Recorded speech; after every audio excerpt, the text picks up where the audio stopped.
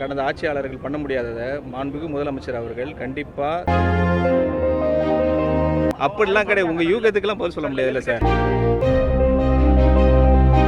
Car வழங்குவது தொடர்பாக நேற்று முதலமைச்சர் அறிவிச்சிருக்காரு. ஆனா வீணான செலவு, மக்களோட வரிப்பணம் செலவாக எதிர்க்கட்சியில குறிப்பாக எப்படி பாக்குறீங்க?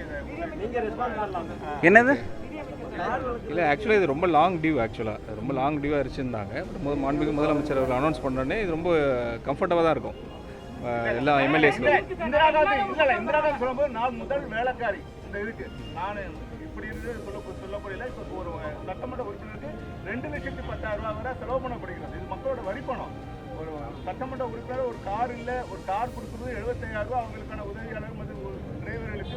இல்லை, நீங்கள் விடுதலை சிறுத்தை கட்சி எம்எல்ஏ சொன்னதை நீங்கள் கேட்டிருப்பீங்க சட்டமன்றத்தில். அவங்க வச்ச கோரிக்கையை ஏற்று தான் வந்து முதலமைச்சர் அவர்கள் அனௌன்ஸ் பண்ணியிருக்கிறாங்க.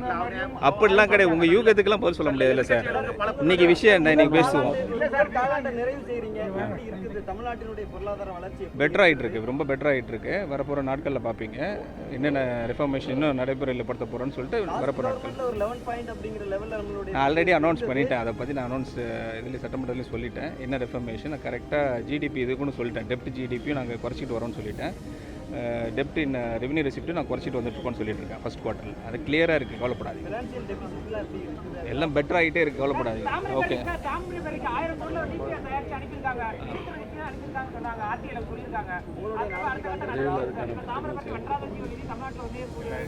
வரப்போகிற நாட்களில் பார்ப்பீங்க நீங்கள். நீர்வழித்துறை அமைச்சர் வந்து அதுக்கு ஆமாம்,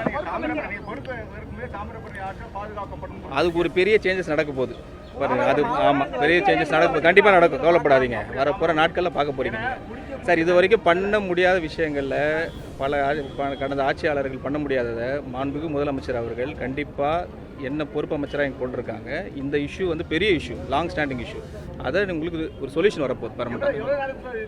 வரப்போகிற நாட்களில் பாருங்கள், நீங்கள் ஏன் கவலை போகிறீங்க?